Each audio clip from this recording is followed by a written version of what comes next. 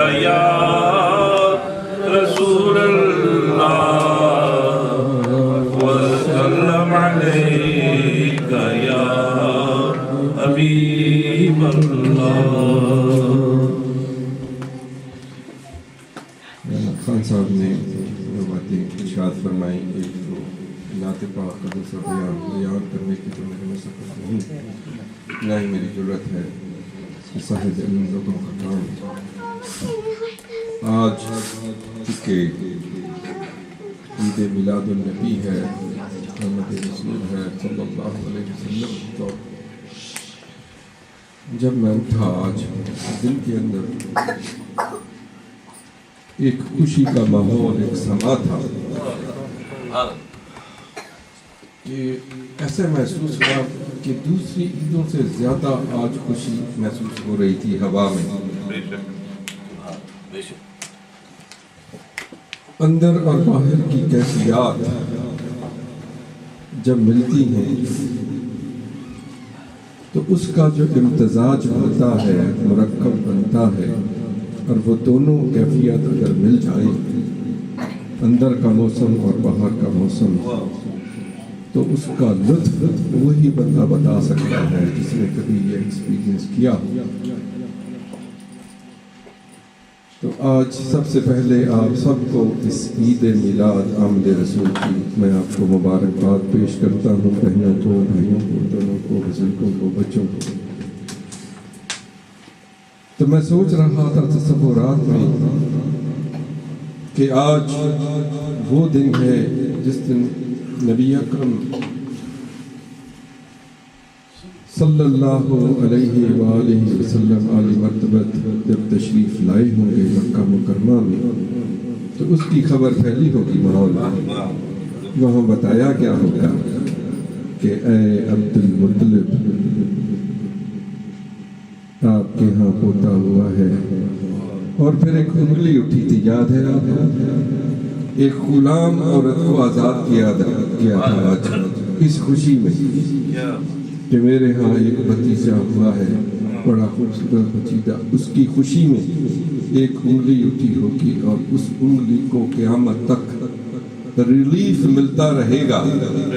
اس دن سوموار کے دن جس دن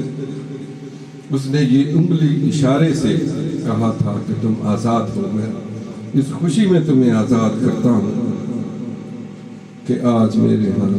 بھتیجے کی پیدائش ہوئی ہے۔ اور پھر ایک اونٹنی آئی ہوگی، بہت ساری اونٹنی آئی تھی، ایک مریل اونٹنی بھی چلی تھی بدوؤں کے علاقے سے، اور وہ شاید جسے کہتا ہے کہ جڑی ڈانچی قدم بھی نہیں سکتی سی چل، عرش دے شاہ سواراں دے کم آ گئی، کہ جس کو چلنا محال تھا کہ وہ شاہ سواروں پہ پھر کام آ گئی۔ اور پھر جب وہ آئی ہوگی اونٹنی، اور جب سرکار آمنہ رضی اللہ تعالیٰ عنہ، اس بات سے گھبرایا نہ کریں کہ حضرت آمنہ کو رضی اللہ تعالیٰ کیوں نہ کہیں، حضرت ابو طالب سرکار کو رضی اللہ تعالیٰ عنہ کیوں نہ کہیں، کیوں نہ کہیں، اللہ ان سے راضی تھا جو ان کو یہ مرتبہ عطا کیا تھا ان کو ریز کرنے کا۔ ان باتوں سے گھبرایا نہ کرے، اپنا سینہ ٹھنڈا کیا کرے ایسا کہہ کے۔ تو حضرت آمنہ رضی اللہ تعالیٰ عنہ نے اس دن کچھ کپڑے دیے ہوں گے، ساتھ کچھ سوغات دی ہوگی حضرت حلیمہ سعدیہ کو، کیسے لپیٹ کے سرکار کو ان کے حوالے کیا ہوگا کہ میرے رکھتے جگر کو، میری جان کو خیال سے رکھنا، اس کو کوئی تکلیف نہ پہنچے۔ میں بس امیجینیشن کی باتیں کر رہا ہوں، مجھے نہیں پتا، میں ان پڑھ ہوں، جاہل آدمی ہوں، میں امیجینیشن کی باتیں کر رہا ہوں کہ ایسے ہی ہوا ہوگا کہ ہر ماں اپنے بچے کی حفاظت کے لیے جب کسی کے ہینڈ اوور کرتی ہے تو ضرور ایسا کہا ہوگا کہ میرے لگتے جگر کو، میرے لال کا خیال رکھنا۔ اور پھر وہ اونٹنی جب روانہ ہوگی اس موقع پہ، اور جب اس کی چال بدلی ہوگی جب اس کے دودھ سے اس کا پورا کنبہ اور ان کی بکری سے سارا کنبہ سیراب ہوتا رستے میں، اور وہ ان اونٹنیوں سے آگے نکل گئی جو سب سے پہلے تگڑی اونٹیاں آئی تھیں اس شہر میں، اور پھر سرکار کو حلیمہ سعدیہ رضی اللہ تعالی عنہا وہاں جا کے کھلاتی ہوں گی، خیال رکھتی ہوں گی، اور جب جنگلوں میں میں اس نعت میں ذکر بھی کرتا ہوں وہاں تشریف لے جاتی ہوں تو ساتھ سرکار چلتے ہوں گے، وہ کیسے مناظر ہوتے ہوں گے، کیونکہ آج میلاد کا دن ہے اور موسم بھی اچھا ہے سرکار کا، تو انشاءاللہ وہی نعت آپ کے یہاں گوشت گزار کریں گے، حلیمہ تیرے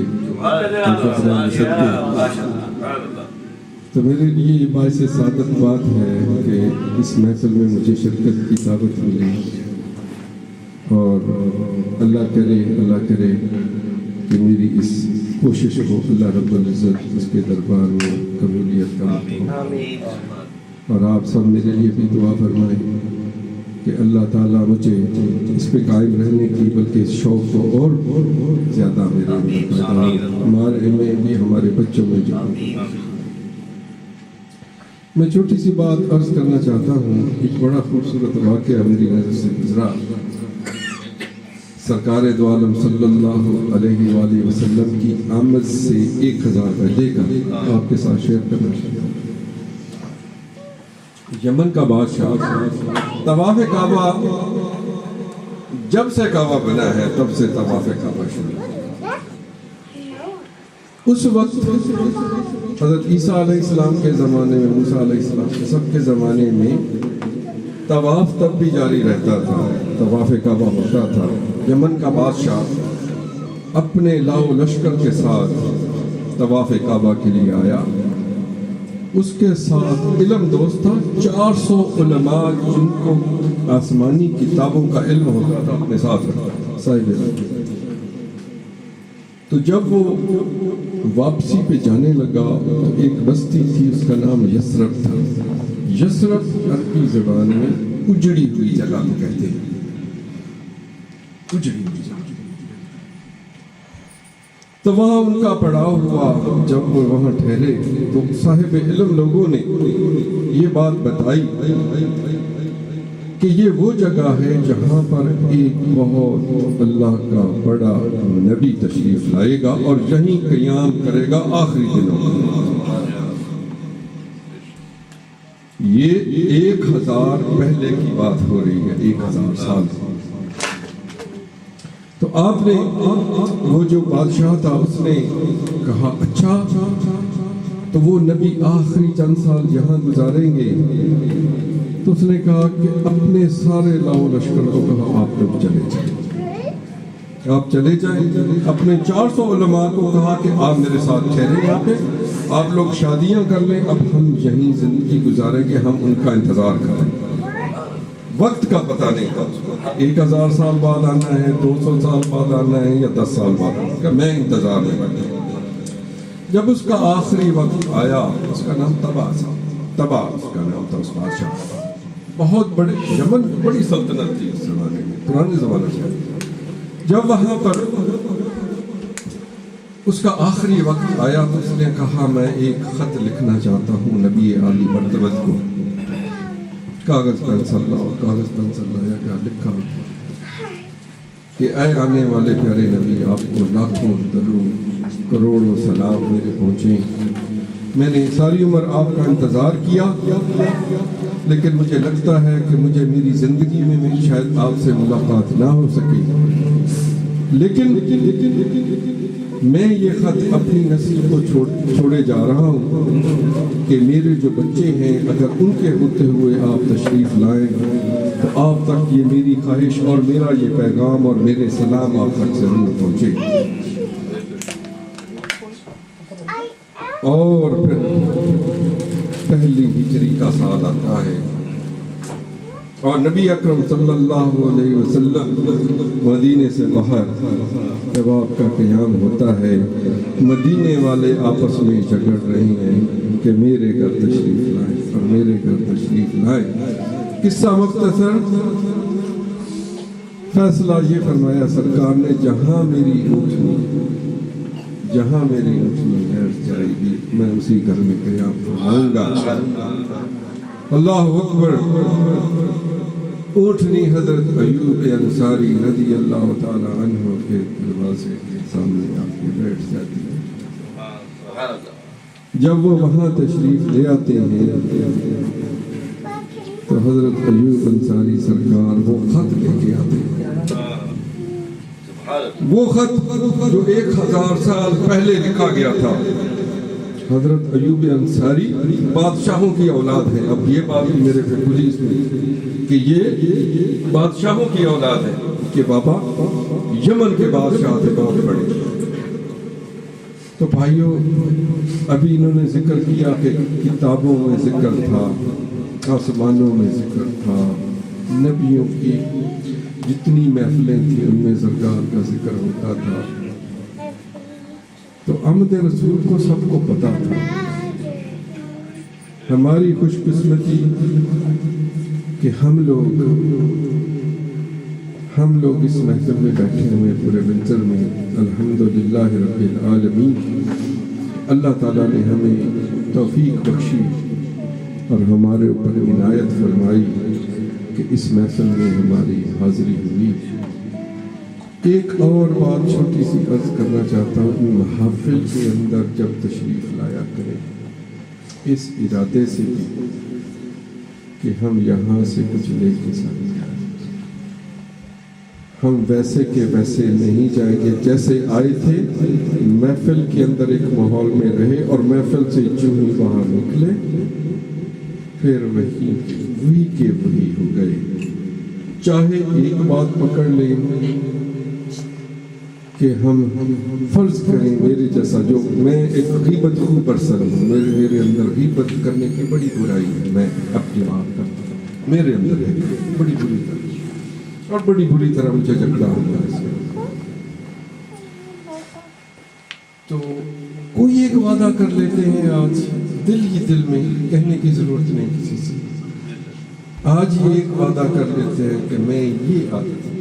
چھوڑتا ہوں۔ آج نبی اکرم صلی اللہ علیہ وسلم کی پاک محفل میں بیٹھا ہوں، کیونکہ بلڈنگ کا کام نبی اکرم صلی اللہ علیہ وسلم فرماتے تھے، زندگیوں کو بلڈ فرماتے تھے کہ جب وہ وہاں سے نکلتے تھے تو ان کی زندگی میں ایک ہیجان اور ایک تبدیلی اور انقلاب آ جاتا تھا۔ قرآن کریم میں ارشاد ہوتا ہے کہ نبی اکرم صلی اللہ علیہ وآلہ وسلم کی زوجہ محترمہ جو ہے، جتنی بھی زوجہ ہیں امہات المومنین ہماری مائیں ہیں، ہماری مائیں، بڑا واضح حکم ہے۔ خارجیوں کے اوپر بھی یہ اپلائی کی گئی تھی ایک جنگ کے اوپر، میں پھر کسی دن بات کروں گا اس پہ۔ تو اس لحاظ سے نبی اکرم صلی اللہ علیہ وسلم ہمارے روحانی باپ ہیں۔ ہماری جرت نہیں ہے بات کرنے کی، لیکن قرآن کریم کے حکم کے مطابق اگر اس بات کو سمجھے تو اگر ہم اس رشتے میں بندھے ہوئے ہیں تو پھر ہمارے اندر کوئی خوشبو تو آئے نا کہ ہم کلیم تو یہ کریں کہ ہم اس باغ کے پھول ہیں کہ علامہ اقبال سرکار نے جو فرمایا تھا، گنچاز شاخ سارے مصطفیٰ، کہ ہم گنچے ہیں شاخ سارے مصطفیٰ، اس گلشن کے جو ہے مصطفیٰ کہتے ہیں، گنچاز شاخ سارے مصطفیٰ از بہارے سے رنگ کو بات کر، کہ ہمارے اندر سے پھر 100 رنگ اور خوشبو یعنی اگر ہم یہ کلیم کرتے ہیں، علامہ اقبال فرما رہے ہیں، اگر ہم یہ کلیم کرتے ہیں کہ ہم نبی اکرم صلی اللہ علیہ وآلہ وسلم کے اس باغ کے گنچے ہیں تو پھر ہمارے اندر خوشبو کیوں نہیں؟ کبھی اپنے آپ کو اگر کوشچن کریں، بعض اوقات میرے جیسے نفس پرست لوگ جو ہوتے ہیں وہ اپنے نفس کو موٹا کرنے کی کوشش میں لگے رہتے ہیں۔ مجھے شاہ صاحب قبلہ آصف سید صاحب نے یہ، میں ان سے استعار لیتا ہوں، جو لفظ انہوں نے استعمال کیا کل پرسوں، کہ ہم اپنے نفس میں، میرے جب سکتے ہیں نفس کو موٹا کر کے میری کوئی تعریف شریف کرو یار، مجھے کچھ بتاؤ میرے خیال۔ میرا مقصد 2 منٹ لینے کا یہی تھا کہ اگر ہم اس محفل سے نکلیں نکلیں تو ہم کیا لے کے گئے؟ صرف نعتیں سن لی، بیان سن لیا، اور جب ہم باہر گئے تو ہم ویسے کے ویسے ہیں کہ انت کالے دا کالا، کہ کبے کو لاکھ بار، میاں محمد صاحب اکثر فرماتے ہیں کہ کبے کو 1000 بار دودھ میں نہلا دو، انت کالے دا کالا، وہی کالے کا کالا، وہ کبا نہیں بننا۔ ہم تھوڑا سا کبے سے بہتر ہیں۔ اللہ تعالیٰ ہمیں یہ جزائے خیر دے کہ آج اس محفل سے جب نکلیں، کسی ایک بات پہ، ہر بات تو نہیں کر سکتے، ہم گناہگار لوگ ہیں، دنیا لگی ہوئی ہے، ساتھ میں لگا ہوا ہے، لیکن ایک آدھ بات کا دل میں تجربہ کر لیں کہ آج جب ہم جائیں گے کہ کم از کم ایک آدھ بات جو ہے ہم چھوڑ دیں، let's try it، اور دیکھیں کہ اگلی محفل میں جا کے اگلی محفل میں کیا ہوتا ہے۔ فالو اللہ تعالیٰ ہم سب کو، اور مجھے پہلے، سب سے پہلے، کیونکہ میں سب سے زیادہ نفس پرست، اور اس نفس کی میں ہر روز بڑی خدمت کرتا ہوں، آنےسٹلی بڑی خدمت کرتا ہوں، ڈیلی بیٹھ کے ہر روز اس کو خوش کر کے شام کو سوچتا ہوں کہ بھئی آج تمہارا میں نے سارا کام کیا، تم میرے سے راضی ہوا کہ نہ ہوا جی، آج فلاں نے جو بات کی تھی میں نے اس کی بے عزتی بھی کی، تو اب تو راضی ہے کہ اس کو میں نے نیچا دکھایا، ٹھیک ہے نا، تو اب تو راضی ہے۔ وہ کہتا ہاں آج تو ہے، لیکن کل پھر شروع کریں گے کچھ اور۔ تو اس بات کا خیال رہے کہ جب ہم کبھی بات کریں تو کیا اس میں کہیں میرے نفس موٹے کرنے کی بات تو نہیں میں کر رہا، جب بھی کہیں کہ اچھا یار میں نے وہ بات کی نا، تو کیا بات ہے، پوری محفل نے کہا واہ جی واہ جی صاحب کیا بات ہے، بہت زبان، میرے نفس نے پیچھے سے اندر سے وہ ڈھول بجا رہا تھا، بھائی بڑی بڑی بات ہے۔ اللہ تعالیٰ ہمیں اس پر اور ہم سب کو اس کے اوپر عمل کرنے کی توفیق دے، اور خاص طور پر مجھے اور بچوں سے بھی کوئی گزارش ہے کہ کائنڈلی کبھی ایک آدھ بات بھی سمجھ آ جائے اس کو امپلیمنٹ ضرور کریں۔ اللہ تعالیٰ ہم سب کو آسانیاں فرمائے۔